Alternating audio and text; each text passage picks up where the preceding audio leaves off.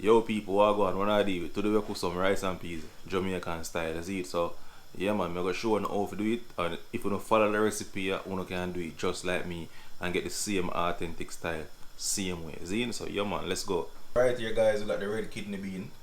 Right? This one I soaked about 6 hours ago. Ideally, it would be much better if you can soak it overnight. Is it? When you cook it, when you soak it overnight, it cooks much faster, right? But it's not a must. You don't even need to soak it, to be honest. Just that it's gonna take longer to boil. All right? Yeah.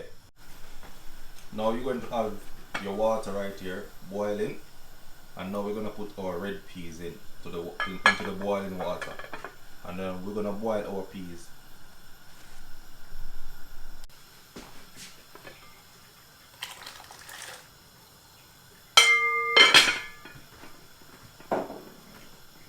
So you know we are gonna boil the peas until them soft, alright? So we're gonna let this boil maybe for an hour. This will go boil until the peas them soft, alright? Good. So now that we got our peas boiling, we're gonna add some salt. See? So you add as much salt as you want to add, right? You know, not everybody wants salt, so some people have high blood pressure, they're not gonna use that much salt. So I'm gonna go ahead and I'm gonna add my salt now, alright? So you can add your salt as well now, alright, and let it boil, and then you can taste it and say, alright, do I need to add more salt? And then you can add as much as you need, alright? Cool. So yes, now the peas them done cooking now, see? Yeah. Now what we're gonna do, we're gonna season the pot, and the way I go about this, we just gonna add a scallion in there, just gonna squeeze it a bit, and just a bit twist. Just put it inside there. And this is what I love as well. Sugar. Put a spoonful of sugar in my rice and peas.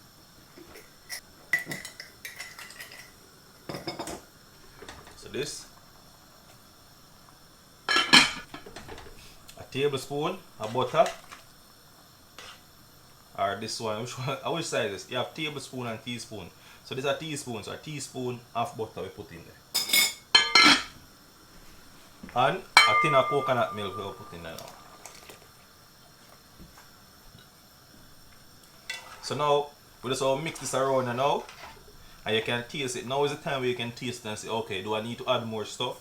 If you want to add black pepper, you can. If you want to add a bit more salt, now we can taste and see. Alright? So this determines how the rice and peas are going to taste. Right? That's the foundation of it. Right? So now we're going to make this go on. Make that go on boil, and we're going to wash the rice now. See? Yeah. So right, so now we have about 2.5 cups of rice. So we're going to wash this 3 times. And then we're going to put this in the rice pot, make everything go and bubble up. And then we just cover it up with foil paper and make it go and steam. See it?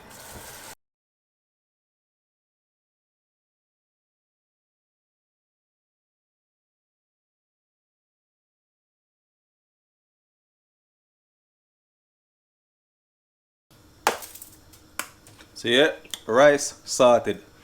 Now, right, so now we have the coconut milk, peas, everything are boiled up now. So now is the time to add the rice. So that we're going to add now. You see me? Right, so now this smell wicked, smell nice. You understand? Right now you can just smell like the butter, the velvetness of the butter, the spring one that come off, and just the peas scent. You see me? It just nice, yo. Seriously.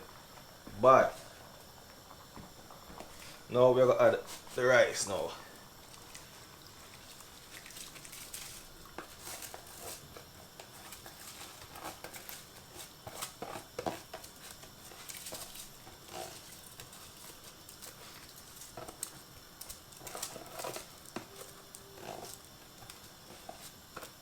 You see me? We add everything, nothing now waste, you know.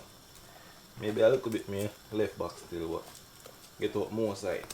Every rice count.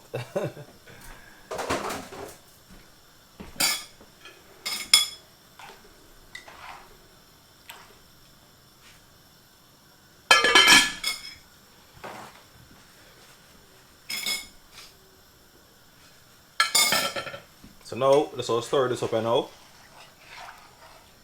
And from right here now, what I normally do, yeah, is bring this up to bubble. Once me hear my pot of bubble, I'll turn down to the lowest point, put a file paper over it, and then make it stay and go on steam.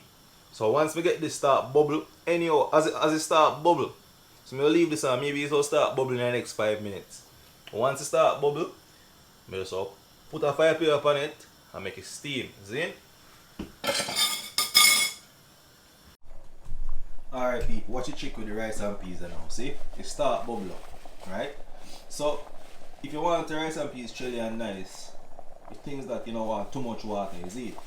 So what I normally do is keep the level of water upon top of the rice where we can see rice. You understand? So once they start bubbling, I want to make sure that the water is on top of the rice. Something like that where I can see the peas. Now, what I'm going to do is throw off this water into a bowl. So I'm going to keep it just in case I'm going to need it to add a bit more. Alright? So what I'm going to do, I'm going to show you what I mean about keeping the water on the top where you can see the peas and the rice before I put the file paper on it and let it steam. Alright? Because when you put the file paper on it and it has steam, you don't need a lot of water for it to steam thoroughly and give you that nice chili rice and peas. See it? So boom, we're going to show off the excess water now in our bowl, and we'll come back and we'll show you what it look like. So now, this is what I meant by, right? I want to be able to see the rice and the peas. That's the amount of water I need. You don't need too much water where you can't see the rice. That means you won't get a chili rice. Definitely guarantee. What I'm going to do now is turn the stove to the lowest point. I'm going to put the fire paper on top. Now, I'm going to adjust this to the lowest flame as possible. Alright.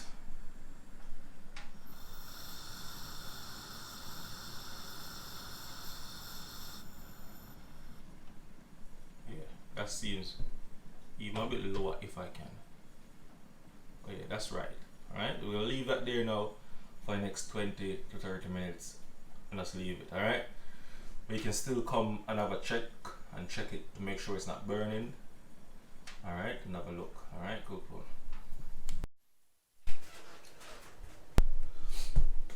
So now, these are the rice and peas. Alright? Nice. Is it? Imagine if you leave too much water, what would have happened? See? That's why I said just leave enough water where you can see the rice. Use it as a guiding point when you're cooking your first rice and peas, alright? And you can always get it shelly and nice just like this.